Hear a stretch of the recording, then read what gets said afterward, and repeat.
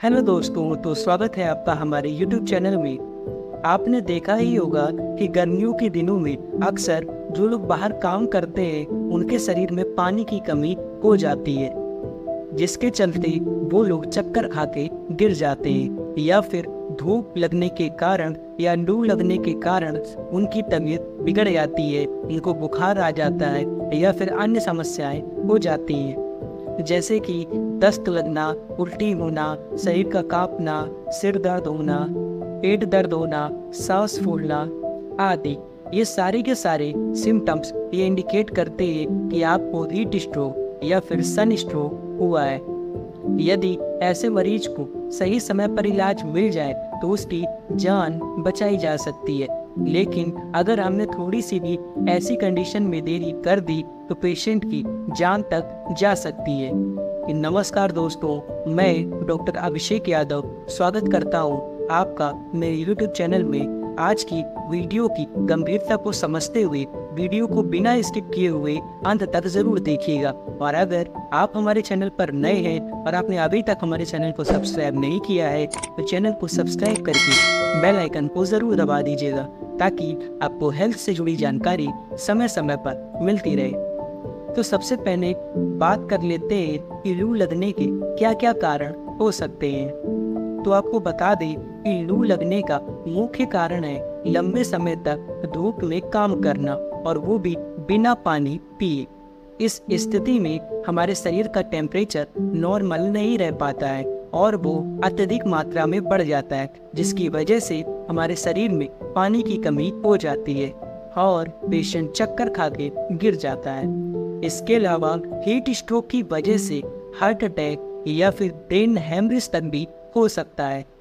इसलिए इसको हल्के में बिल्कुल मत लीजिए, और थोड़ी सी भी समस्या अगर आपको समझ में आ रही है तो तुरंत उसका उपचार करिए। अब बात करें हीट स्ट्रोक की ट्रीटमेंट के बारे में, तो यदि आपके आसपास कोई भी हॉस्पिटल या क्लिनिक मौजूद नहीं है तो ऐसे में आप प्राइमरी ट्रीटमेंट के तौर पे जो उस व्यक्ति को दे सकते हैं वो है कि सबसे पहले आप उस व्यक्ति को किसी छायादार वाली जगह पर लिटा दीजिए।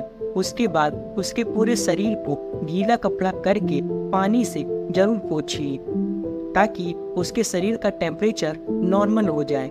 इसके बाद उसको पानी में ग्लूकोन-डी या फिर इलेक्ट्रॉल का घोल बनाकर पिलाइए, जिससे उसके शरीर में पानी की कमी दूर होगी। और जब उस पेशेंट को राहत हो जाए तो एक बार डॉक्टर को दिखाकर उनकी सलाह भी जरूर ले लीजिए।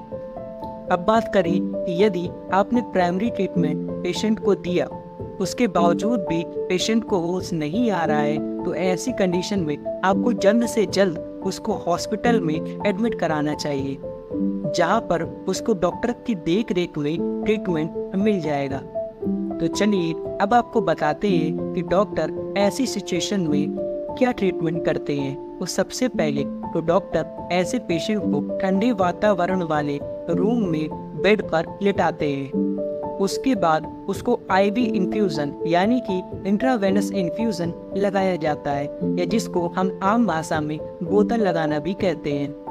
तो ऐसी कंडीशन में जो इन्फ्यूजन आपको चढ़ाए जाते हैं वो है आरएल, जिसको कि रिंगर लैक्टेट सॉल्यूशन कहते हैं। इसके अलावा डीएनएस भी चढ़ाया जा सकता है, जिसको कि डेक्सट्रोज नॉर्मल सलाइन कहते हैं। डॉक्टर आवश्यकता अनुसार इन दोनों में से कोई भी इन्फ्यूजन आपको चढ़ा सकता है, लेकिन ये इन्फ्यूजन तभी आपको लगाए जाएंगे जब आपका बॉडी का टेम्परेचर नॉर्मल हो जाएगा।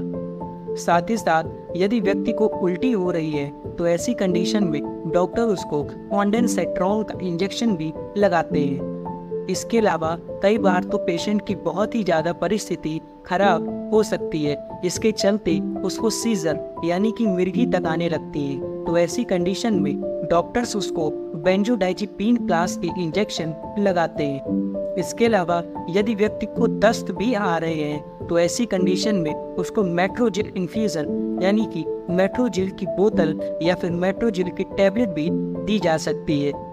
तो आशा करते हैं हमारे द्वारा दी गई जानकारी आपको ज़रूर समझ में आई होगी, और अगर आपको ये वीडियो अच्छा लगा हो तो वीडियो को लाइक करके हमारे चैनल को सब्सक्राइब करना ना भूलिएगा और बेल आइकन को भी ज़रूर दबा दीजिएगा। धन्यवाद।